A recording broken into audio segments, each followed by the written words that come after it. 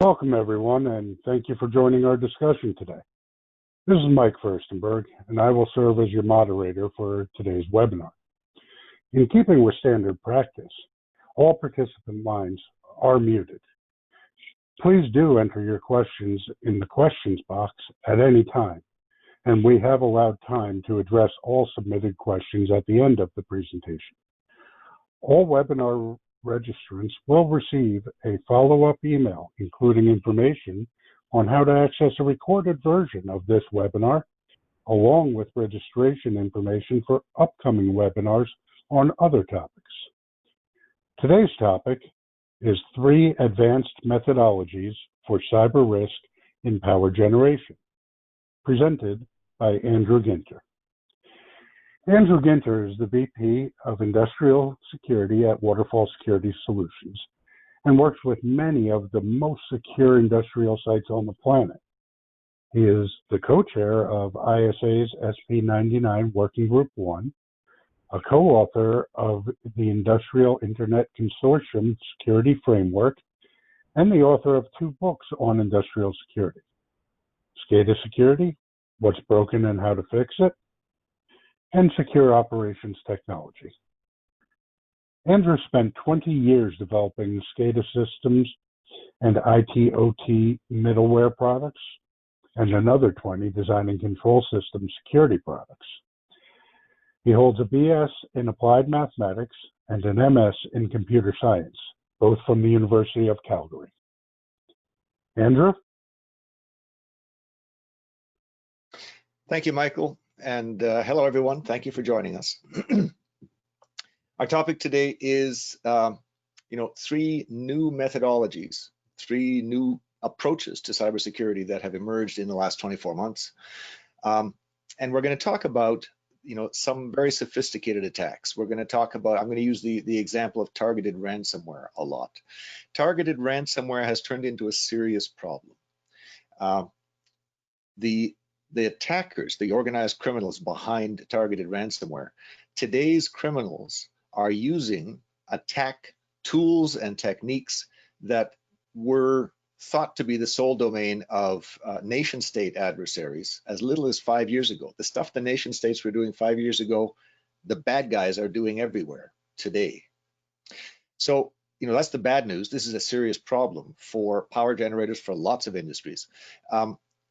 And the good news is that in the last 24 months, 3 new methodologies have emerged, and all 3 of them have elements of what people have been talking about as analog protection. Now, it's not all truly technically analog, but these are non-software protections. These are, in a sense, physical protections in all 3 methodologies for industrial control system safety and security.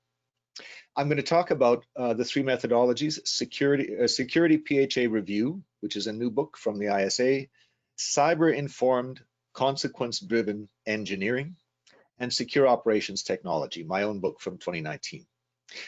I hope to show that how together the sum of these 3 new methodologies make sense and produce really a very robust security posture for power plants and other industrial installations.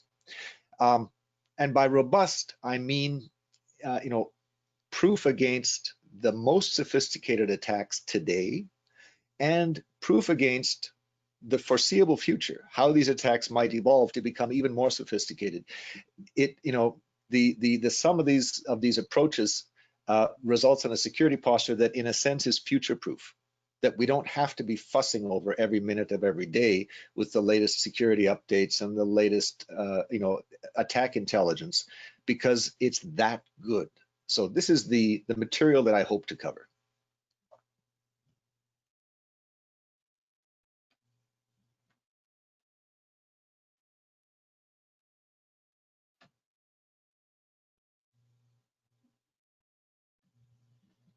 Okay, so let's start with understanding the problem. Many organizations are focused on attacks at the low end of the attack spectrum, the sophistication spectrum. These are the high frequency, low impact attacks.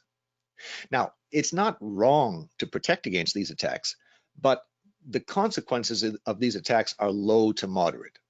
So, for example, if an insider sends $5,000 to themselves with a fake invoice in our purchasing system, that's not going to put us out of business. That's not going to close the plant.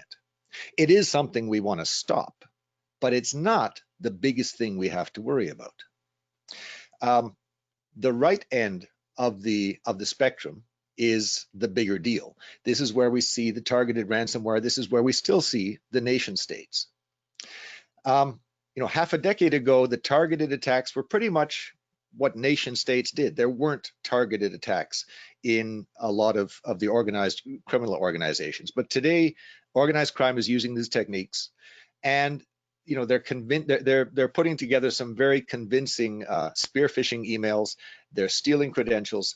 They operate their remote control malware. When these targeted ransomware attacks come in, the first machine they take over with their stolen password is not the machine they put the ransomware on.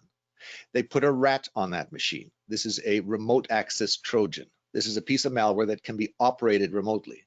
The bad guys operate this piece of malware remotely for days or weeks sometimes. They use that malware to steal additional credentials, usually Windows domain password hashes. They use those credentials to log into other parts of the networks. They move through the networks until they can reach a target, a piece of the network that they think is particularly valuable, like our DCS. That's where they plant their ransomware. That's where they trigger their ransomware. That's where they encrypt stuff. And they're not asking for 300 or 500 bucks to unencrypt grandma's photos anymore. They are asking for typically between $500,000 and $5 million in ransom to give us our power plant back, because this is a very valuable part of the network that they've discovered and disabled. Now, some organizations, they protect themselves against the low end of the attack spectrum because they're thinking it's the government's job to protect us against the world's most sophisticated attacks. This is a mistake in risk management. In the physical world, it might be the right thing to do. I mean, if we're talking physical assaults, is it let's say we have a skyscraper. There's a 60-story building in the downtown here in Calgary, where I live. They have a security desk at the front. They have a security program for the building. It might be reasonable for that, to expect that security program to be able to cope with a lone shooter incident. It's generally not considered reasonable for the security program for that building to be able to cope with a squadron of tanks rolling down the street, blowing holes in things. The government is expected to protect us from the most sophisticated of nation-state physical assaults. But it's a mistake to think that the government is going to protect us from the most sophisticated of cyber assaults.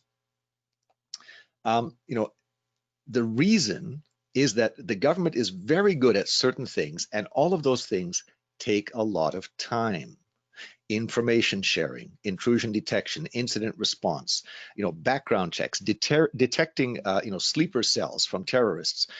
Governments can be very good at these things, much better than individual enterprises can be, but these all take time. They take longer than an attacker takes to complete a successful attack. So, for example, a different industry, I was talking to one of the people involved in incident response a couple of months ago when Israel's small water utilities were attacked, presumably by a nation-state actor. We were talking about this incident, and his conclusion is the same as mine. He said, look, all of the utilities that were breached in that attack were breached because they failed to follow the government's advice about how to protect themselves from cyber attacks. He concluded, the same as I did, he concluded that some kinds of nation-state attacks, those nation-state attacks, could not be defeated by the government. They can only be defeated by the utilities themselves. So how do we protect ourselves from these fast-moving, very, very sophisticated attacks?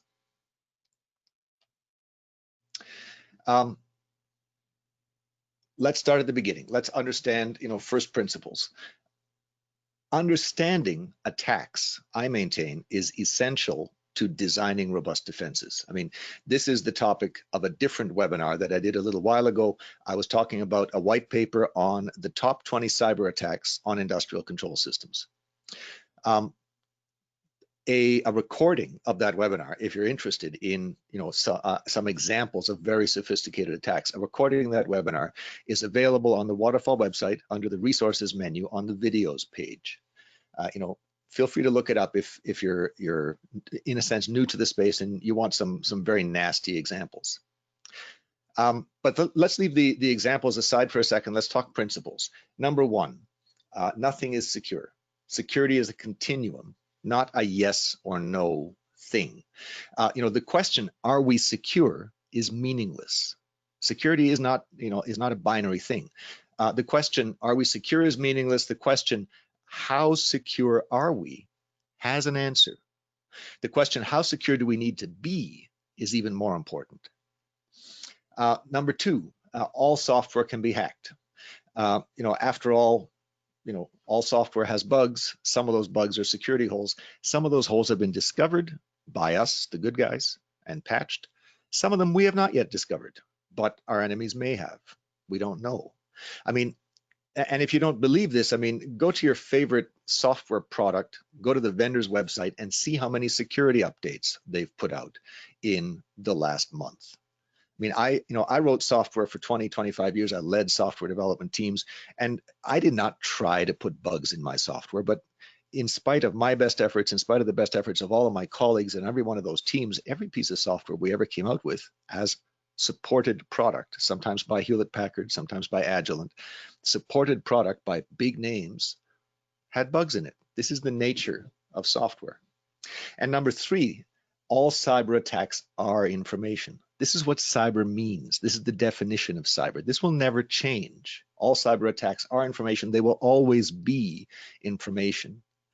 And every bit of information can be an attack. This is an important one. I'm going to come back to this one a little bit later. But this is the problem. In the worst case, every compromised CPU in our system will issue every unsafe instruction that the CPU is physically able to issue. This is the worst case we have to plan for. This is what we should be thinking about, not the high frequency, low impact stuff. We need to reliably defeat the high impact, low frequency stuff by going through a worst case analysis. So where does that start? Let's start with the ISA's book, the Security Process Hazard Analysis Review, Security PHA Review. This is a book that came out of the ISA, the International Society of Automation. It was written by the folks at Kinexus. SPR, the methodology, is focused on preventing cyber attacks that impair safety. SPR starts by reviewing the results of the last process hazard analysis for the site in question. Now, process hazard analysis, this is a mandatory review that engineers are required to carry out in most jurisdictions. It's required for any site that has a significant risk to worker safety or public safety. And most power plants fall into that category. This is something that power plants do all the time. The results of a PHA review are generally represented in the spreadsheet, and I've got an example of that on the next slide. Each row of the spreadsheet is a kind of safety incident. The columns of the spreadsheet are different characteristics of that kind of incident. And a security review for the PHA looks at this PHA spreadsheet and it adds a couple of columns. The most important one is the column that asks the question or answers the question, are the safeguards that prevent this, this unacceptable outcome, are the safeguards preventing this outcome, are they hackable? And hackable is not defined that I could see in the document. It's it's not defined in the standards. I spoke to one of the authors on the Industrial Security podcast, more on that later. He basically said, look, what hackable means, the way he used it in the book, means connected to a routable network. because just about anything connected to that kind of network is at risk of modern attacks propagating through the network, reaching the network either directly from the internet or indirectly through the IT network from the internet, and then compromising the safety system, compromising the compensating measures. This was exactly what the Triton attack did in Saudi Arabia in 2017. A Triconix safety instrumented system was left connected to a refinery's control system network, and that safety system was compromised. So if the mitigation, a piece of software preventing an unacceptable outcome, if that mitigation can be hacked, then SPR advises us that we need to use stronger mitigations. The strongest mitigations that they recommend are physical mitigations, things like overpressure valves or physical overspeed governors on our turbines and our generators so they don't go too fast. A boiler cannot blow up and kill people if there's an overpressure valve in place, because when the pressure gets too high in the boiler, the pressure overcomes the force of a spring that's holding a pressure plate in place. The plate opens and the pressure is released.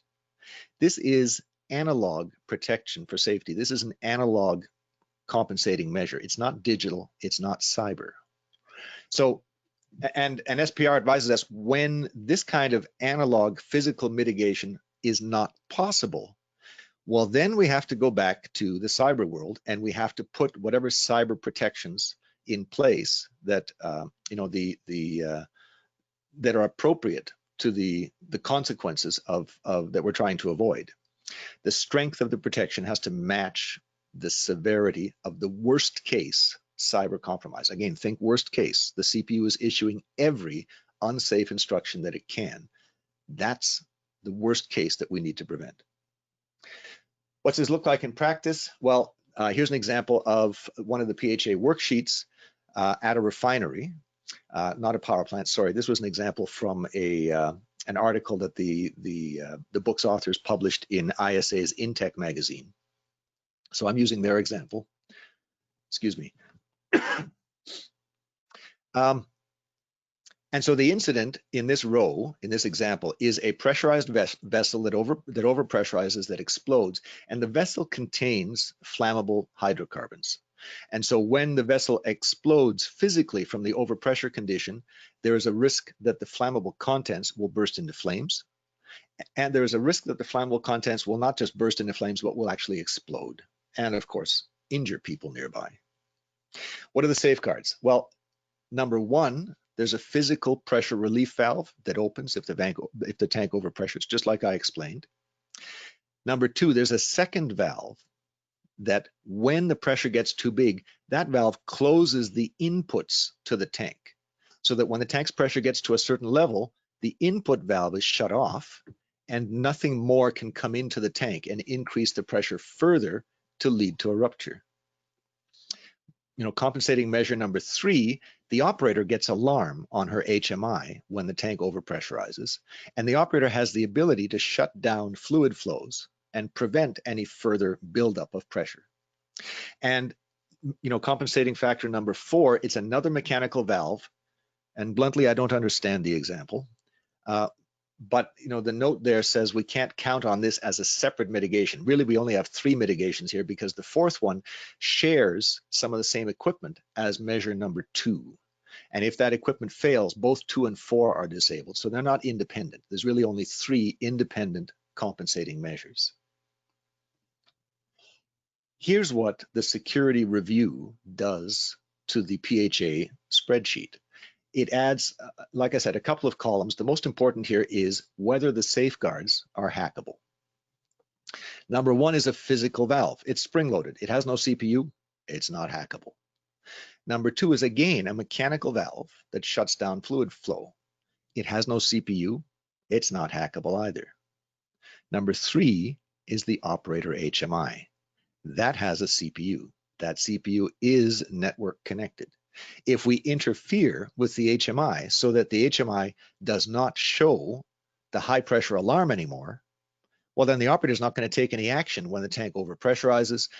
We have impaired the operator's ability to respond to the safety conditions. So this safeguard is hackable if we interfere, probably in many ways, but at least if we interfere with the ability to render the alarm. And number 4, again, has no CPU and is not hackable. What's the bottom line here? For this kind of safety incident, there are unhackable safeguards in place. And so SPR says, move on to the next line of the spreadsheet. If we go through this analysis and instead of no, no, yes, no, we had yes, yes, yes, yes all the way down, the whole thing is hackable, well, then we have to flag this row for additional investigation. And, if we need to undertake additional investigation for any of the rows, we need to undertake a serious review of cybersecurity to put appropriate cyber safeguards in place, safeguards that may be very expensive. It can be very expensive to put really robust software-based safeguards in place for these safety systems. This is why SPR recommends, if you can, deploy the analog safeguards. Engineers do this all the time. They go through the PHA just for physical safety, and they will modify the physical process to put additional safeguards in if it's necessary. These safeguards, I'm told, I'm not a safety engineer, I'm told are comparatively cheap, compared to the cost of a full-flown, high-intensity, software-based security program. So that's SPR. If we need to carry out a review, let's say there was a couple of rows in the SPR spreadsheet that said, yeah, we've got serious safety issues here and all we have is software mitigations, and for whatever reason we cannot put physical mitigations in, what are we going to do? Well, this is where people turn to CCE, consequence-driven cyber-informed engineering. The bad news is this is a book that hasn't been written yet. Andrew Bachman is the author. He's been working on this for a couple of years now. He works at Idaho National Labs. He was hoping to see the book released in Q3 of this year, which is, now, or, by the end of September. I would be happy to see it, before the end of the year. So it's coming. And even though it's not out yet, there has been a lot of talk about the methodology. There's been some presentations at conferences, but very little has been written about the methodology. Andrew, the author, wrote an article in the Harvard Business Review. I did read the article. In my read, the article said not much that was different from the Security PHA review book. The article seemed to talk mostly about safety consequences and unhackable safeguards. The good news is that I had Andrew Bachman as a guest on Waterfall's Industrial Security podcast, and he was able to explain the philosophy of his book in more detail. Excuse me. So Andrew pointed out that CCE recommends, 1, look at worst case scenarios, not the high frequency, low impact scenarios. Look at the worst case scenarios. Pick a handful of the worst and put defenses in place for those scenarios. And trust that once you've mitigated your really, truly biggest problems, then you've bought yourself some breathing room in terms of attacks to think about, what you're going to do next about lesser problems, if any remain after you've addressed the really big fish. And just like the Security PHA review, CCE recommends using physical, unhackable protections as much as possible. But CCE goes further than SPR. CCE says it's not just about safety. CCE expands the scope of the analysis to include consequences that can damage physical equipment, or truly terrible business consequences that might drive the power utility out of business entirely. These are also serious consequences. It's not just about safety. So, when it comes to attack scenarios that can damage our rotating equipment or damage our high voltage transformers, CCE says we need protection in place that are going to take things back to a safe state, just like safety systems do, generally by shutting down the generating unit when one of these conditions is detected. And we all know about this. This is protective relays we're talking about, isn't it? This is the power sector. The power sector knows how to do equipment protection. Andrew talks about this philosophy. This is really the heart of the word resilience that you've heard bantered around for the last couple of years. Andrew quotes an executive at a power utility that was using CCE, that was helping prototype the CCE methodology at Idaho National Labs. And he says, when he was describing the methodology, he says, look, we can tolerate disruption of power flows. We cannot tolerate destruction. So CCE is focused on preventing destruction, not just preventing safety incidents. So, that's one place that CCE differs from SPR, but CCE is the same as SPR in that CCE reminds us it's not just physical analog mitigations that are unhackable. CCE points out that some digital mitigations are unhackable as well. For example, a custom circuit board with gates and transistors, or a field programmable gate array. This is basically a poor man's, custom integrated circuit. Digital logic like this can be digital without being cyber.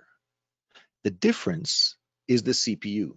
The real vulnerability with a CPU is not that it's made of transistors. The real vulnerability with a CPU is that the CPU executes instructions. If we can change those instructions that are, they're just information, they're bits in memory. If we can change those instructions, then the computer that used to render alarms on our HMI will now encrypt our hard drives. This is the nature of cyber attacks.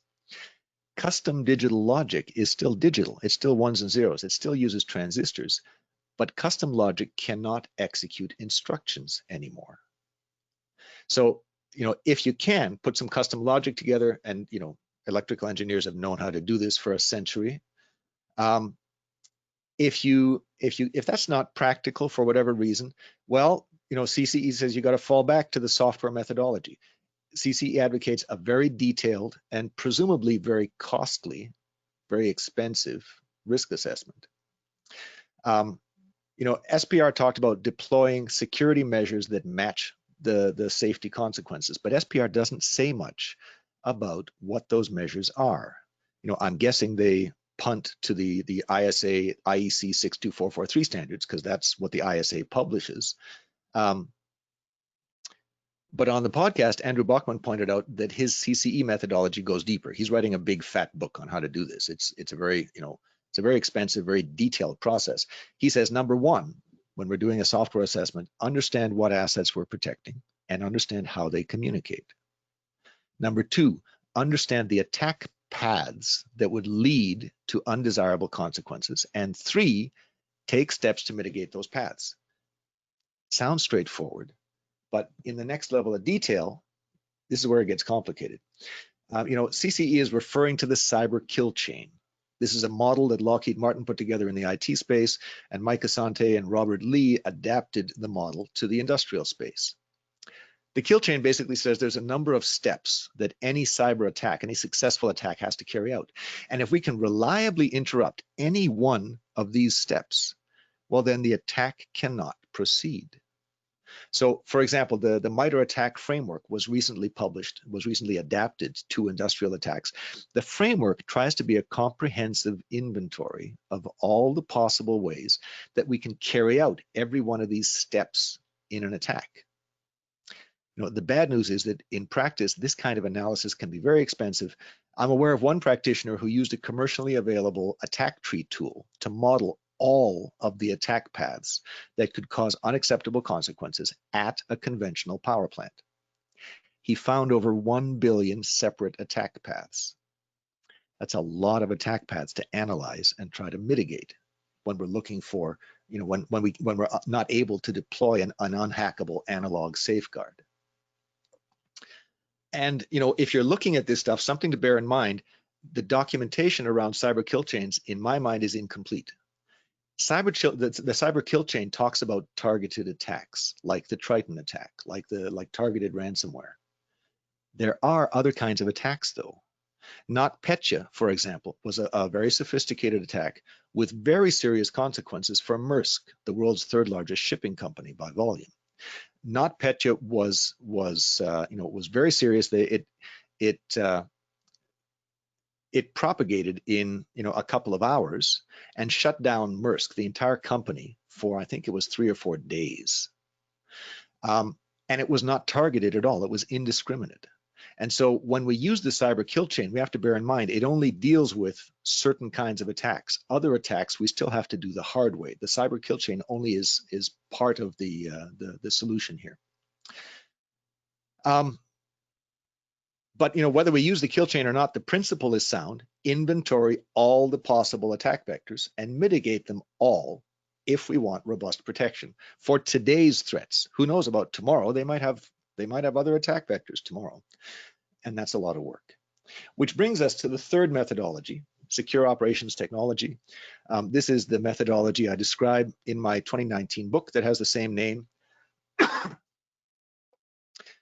Now, you all know that I work for Waterfall Security Solutions, but this book is not about Waterfall, it's about Waterfall's customers. And Waterfall serves the most secure industrial sites in the world, including a lot of power plants. The world's most secure sites, they look at security a different way. They ask different questions, and so of course they get different answers. In the book, I try to document the way that the world's most secure sites do security differently. The emphasis of the book is not safety, it's not equipment protection, it's reliable operations. I mean, think about it. What does a safety system do when it detects an unsafe condition? That system, the safety system, returns the physical process as quickly as possible to a safe state, usually by shutting us down, turning the lights off. What does a protective relay do when it detects a fault condition? It interrupts power flows. It turns the lights off to protect our equipment. And what is the goal? What's the goal of a cybersecurity program, an enterprise security program in our power plants? Well, yes, one of the goals is to prevent safety incidents. And yes, another goal is to prevent equipment damage. But we also want to keep the lights on, don't we? This is one of our goals. So how do we do that? Well, SecOT practitioners, they see security differently. The single biggest difference, well, you remember the third law of industrial security. All cyber attacks are information, and every last bit of information can be an attack. I said I'd come back to this. All cyber attacks are information. This makes sense. CPUs execute instructions. The instructions are information. How do we use this law to our advantage? Well, in the book, I document what I observe the world's most secure sites doing. These sites take a shortcut in the CCE methodology, in the not yet published methodology. These sites observe that since all cyber attacks are information, well, that means a comprehensive inventory of information flows, of where information can enter our control system networks, incoming information flows. A comprehensive inventory of those information flows is also a comprehensive inventory of attack vectors. It's an inventory of all the ways that attacks can enter our systems. The only way for a control system to change from a clean state to a compromised state is for attack information to enter the network, either across a cyber perimeter or a physical perimeter. So to defeat these very sophisticated attacks reliably, we don't need to describe all possible permutations of all possible attack paths. All we need is a comprehensive inventory of offline and online information flows. And this is typically only a few dozen information flows. And then we set out systematically controlling those information flows.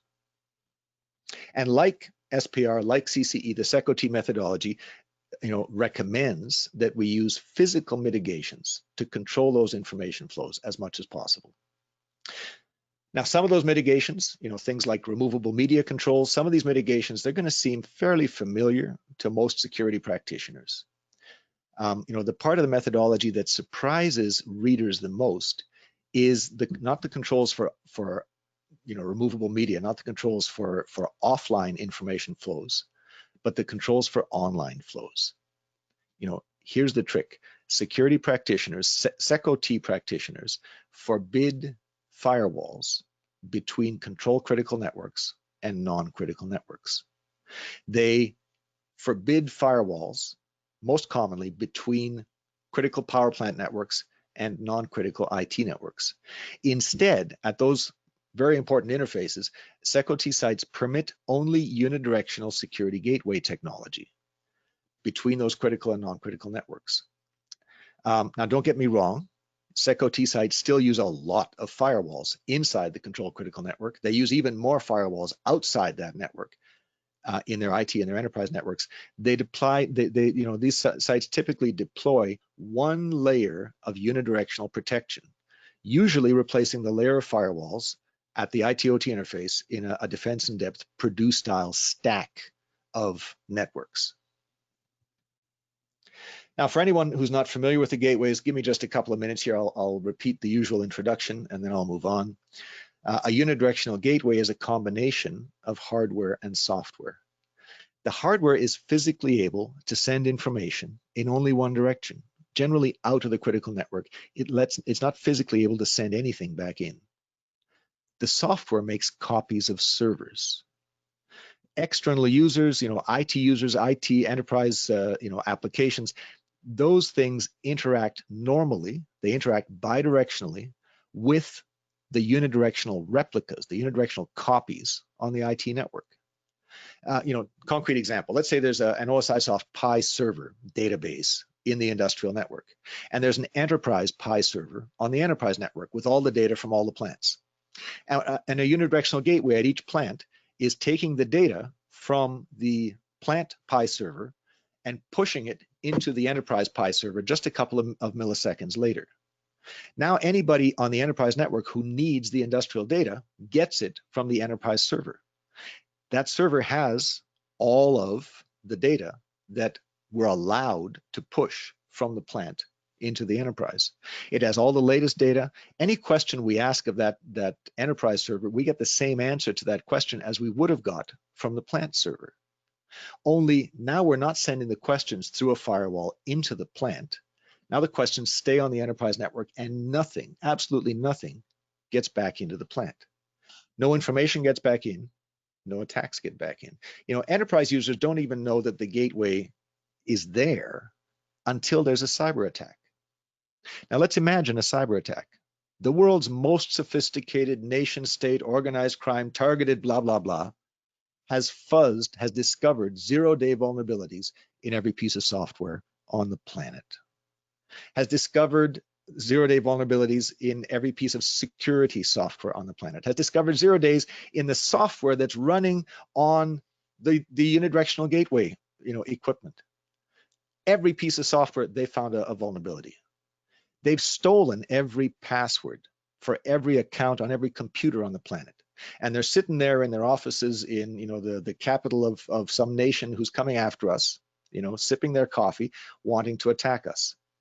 Well, they generally can get into the IT network and make a real mess there.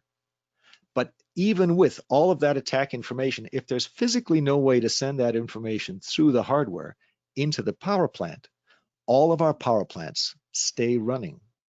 Doesn't matter what kind of chaos has consumed the internet or consumed the enterprise network, the lights stay on, the plants stay running. It's not physically possible to propagate attack information through the gateway in the wrong direction. Now, I'm guessing that a lot of us who are listening here, we've heard of this unidirectional stuff before. We might not really have looked into it, or maybe we looked into it a little and we concluded it can't possibly work for us. Well, what I document in the book in chapter 6 is a catalog of 20 unidirectional network designs. These are 20 designs that show how different kinds of industrial sites with different kinds of networks and different kinds of communications needs, how they can use unidirectional gateway technology. The Pi example that I just explained, that's example number 1, database replication. So let's put it all together.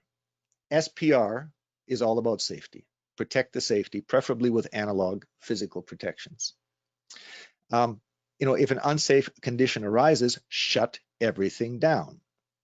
CCE is about safety. It's also about preventing equipment damage. And again, if you protect the safety and you protect the equipment, do so physically is what CCE tells us. And if you can't do it physically, well, then use your detailed map of possible attack paths. Map those paths onto the cyber kill chain, map it into the MITRE ATT&CK Framework. This is what CCE is showing us. And SecOT is, in a sense, a CCE shortcut. Instead of trying to map a billion attack paths for a typical power plant, do something much simpler. Map all the possible information flows. There's only a couple dozen. Map all the ways information can get into the control system and do something about those attack vectors. Block those attacks physically. If you can, block them with unidirectional security gateways. The bottom line of SecOT is not shut the plant down when an unsafe or an equipment damaging condition occurs. The bottom line of SecOT is prevent the attacks from ever happening in the first place, so we don't have to shut our plants down in order to protect safety or protect the equipment.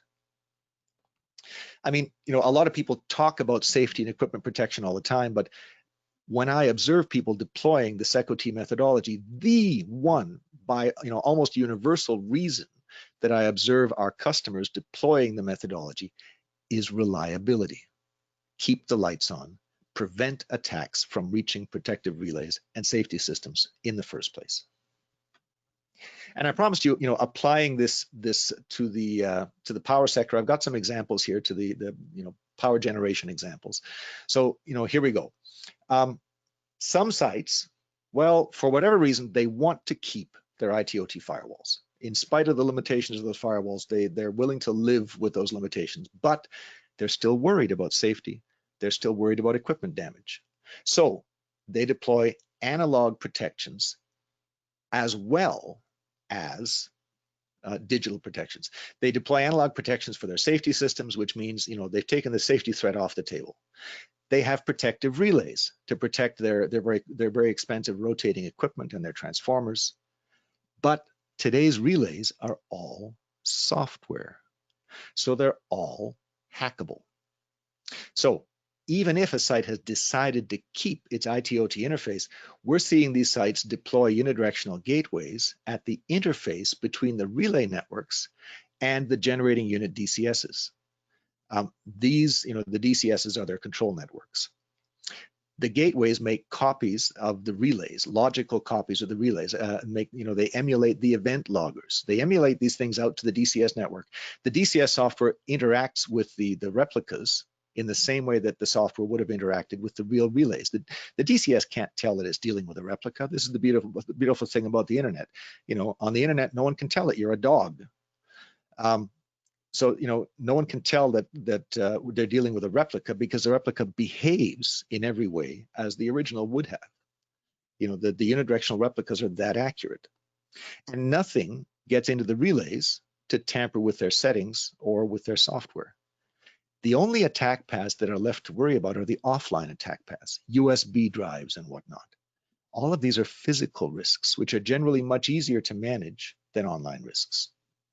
And for that matter, these residual offline risks, the removable media and whatnot, these offline risks, the physical risks, tend to be much easier for a government to lend a hand with personnel background checks, with information sharing programs. So this is really a good fit. The sum of these three methodologies is a good fit to dovetail into some government protections as well.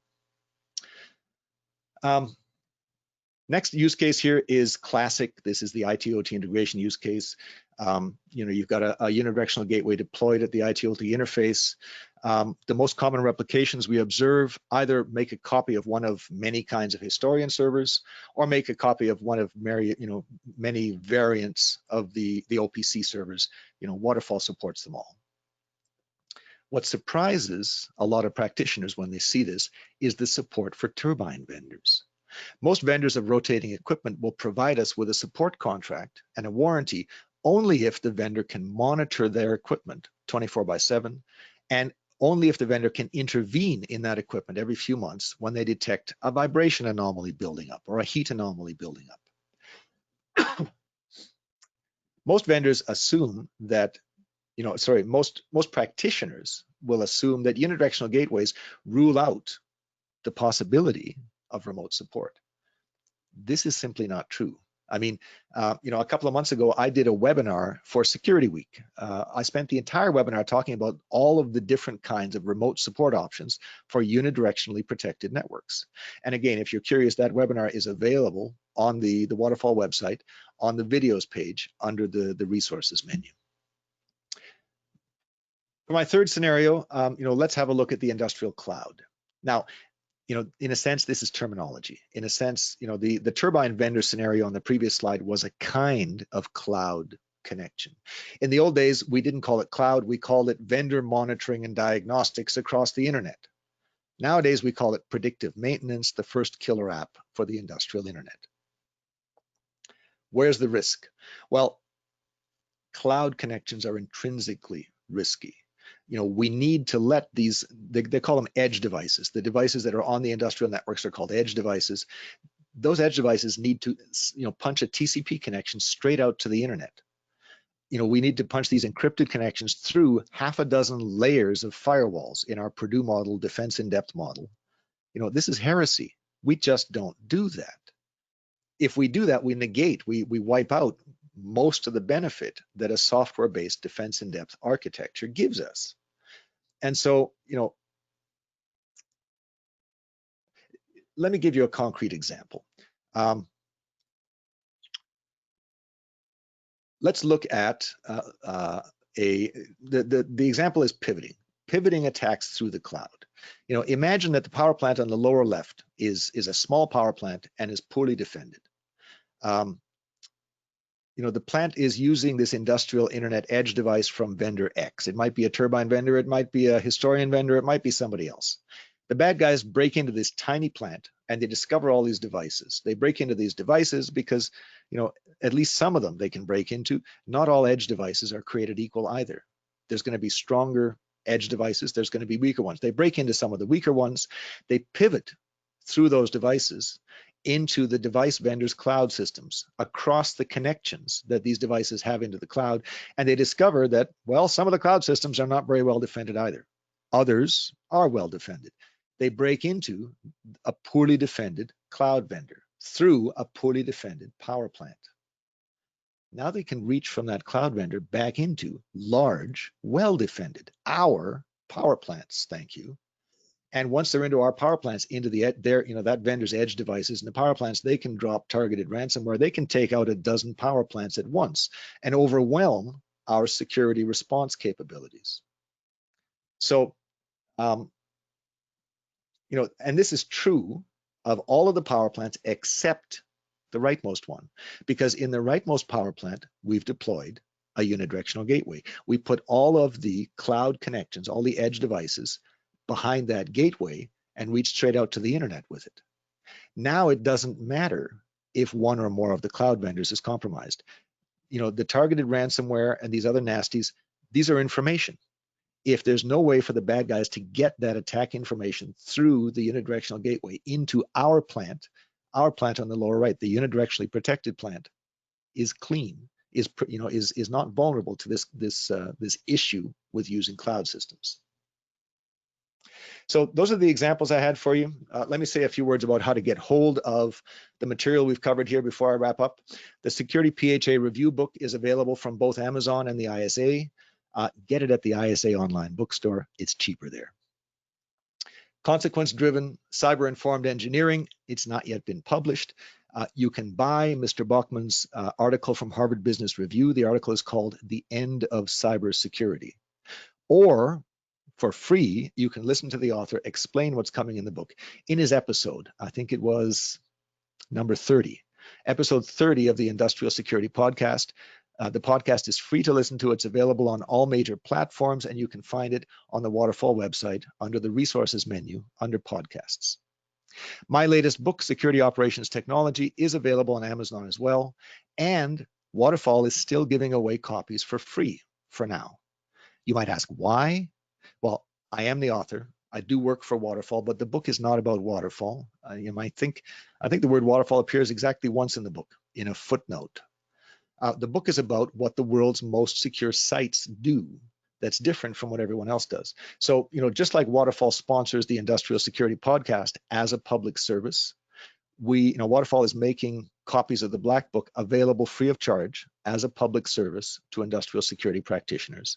If you would like a copy, just visit the Waterfall website and go under the resources page, resources menu, and look for Secure Operations Technology Book to request it. A few words about Waterfall, if you'll indulge me. We are the OT security company. We invented the industrial application of unidirectional gateways. We have the patents to prove it. We have a whole family of unidirectional technologies that are either based on the flagship unidirectional gateway or that complement the gateways. You know, when our company was founded in 2007, the motivation, the killer app for us was protection from the most sophisticated targeted nation state attacks.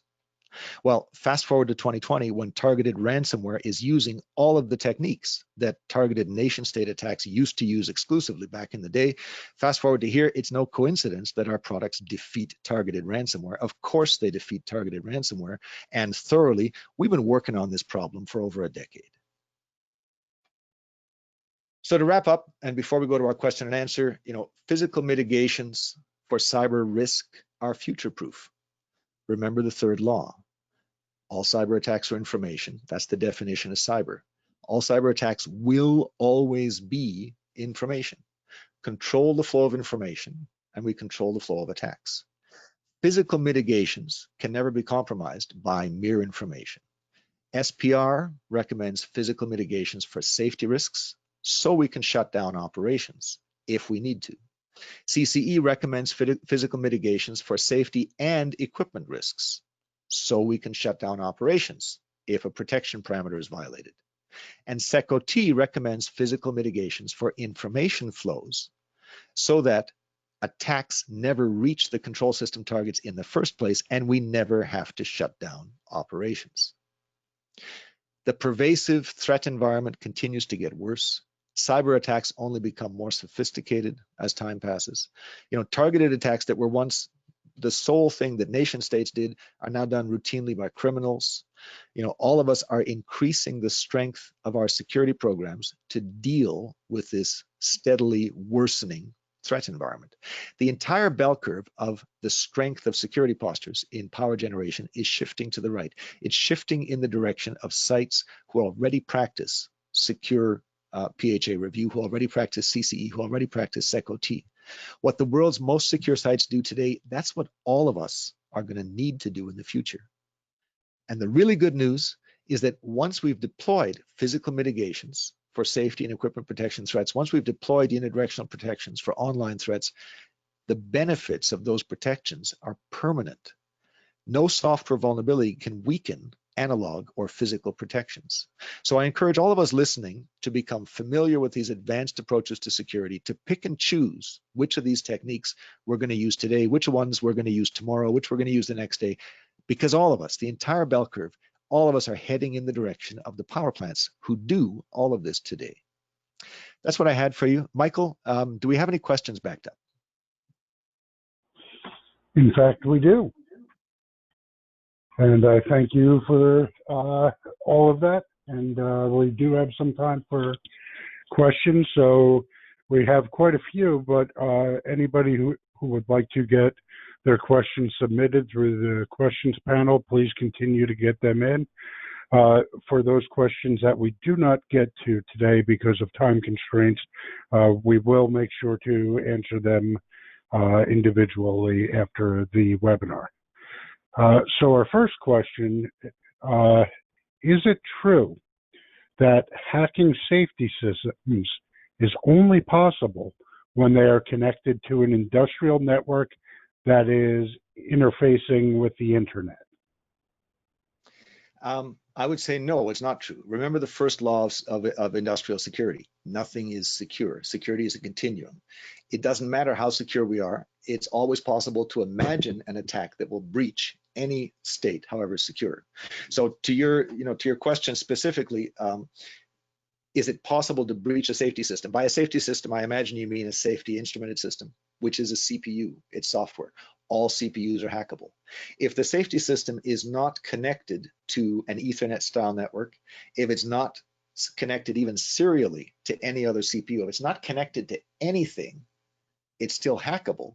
But now there's no way for information from another network to reach that target directly or indirectly. The only way that attack information can reach that target now is offline mechanisms. And this is what I talk about in chapter 4 of the Black Book. all of the different ways that I observe SecOT sites controlling the flow of offline information. So by offline information, I mean, stuff that comes in on your cell phone, if you're fool enough to connect it to the safety system, stuff that comes in on USB drives, stuff that comes in on laptops that we do connect to safety systems to reprogram them, at long intervals. So no, even if the safety system is air-gapped in the old sense, in the sense that there's no online connection to the safety system, it is still possible to compromise the safety system by carrying attack information physically into the proximity, into connection, physical connection with the safety system.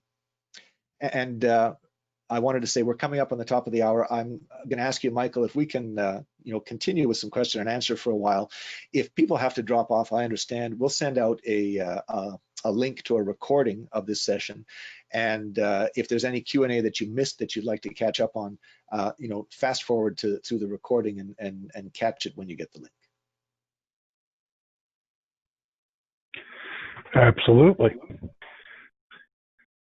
So here is an interesting question I'm going to paraphrase. Is it possible to attack these physical or analog protections that would be in place by causing the devices to kick in, say by increasing pressure, causing a safety shutdown of the system, of the process, thus resulting in a denial of service by causing a planned shutdown? Short answer is yes. And the question is, what is the consequence? So the consequence that the example in the PHA review was a vessel full of hydrocarbons, typically in a refinery is typically hot hydrocarbons, overpressurizing and exploding. That's a safety consequence. And the safety system in the questioner's example would reliably defeat that circumstance, that scenario, with physical protection, with an analog and overpressure valve into a flare stack. But if we're talking about denial of service, that's a different consequence. Denial of service is a reliability consequence, not a safety consequence. And so if the question is, can we, let's say we have air-gapped our safety systems. Forget air-gap. Let's say we've put analog safeties on all of our equipment to the extent that that there is no more cyber attack that can cause a safety incident. The safety mitigations are all analog. Does that mean we're home free? Well, no, there's other kinds of cyber attacks. We could design attacks that would damage equipment. We could design attacks that would shut the plant down. So to the question, is it possible to design an attack to shut the plant down, even if the safety systems are completely analog? The answer is yes. Increased flow into one of these tanks, the safeties kick in, everything shuts down. This is how it works. This is why SecOT practitioners want to deploy unidirectional protection to prevent the bad guys getting into the network in the first place, to prevent them routing too much stuff into this tank so that it overpressurizes and shuts the process down.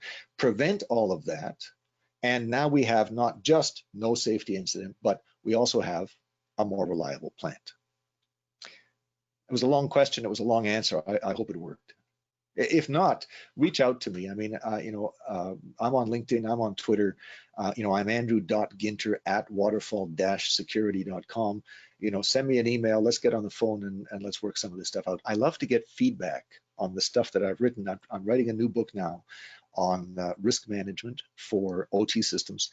I can only get better if you guys give me feedback. So I'll take it, good, bad, or ugly. I mean, feedback on the Red Book. The Red Book, I got feedback that ranged from, Andrew, I disagree with your premise so fundamentally that I could not finish reading the book, all the way over to, Andrew, everything you've written in the book is so obviously true, I don't know why you bothered writing it down. So, that told me two things. It gave me feedback. The book is controversial. That's one lesson I took. I tried to make the Black Book less controversial and more sort of journalistic. But the second thing it highlighted for me is there's a huge divide in the industry in terms of opinion.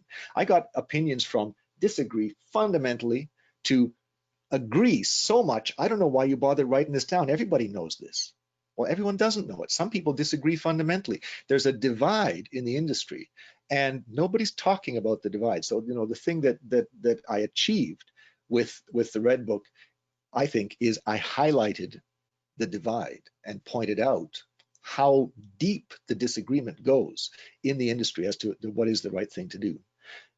So again, in the Black Book, I don't try to criticize anything. I don't say you should do this, you should do that. I say this is what the most secure sites do.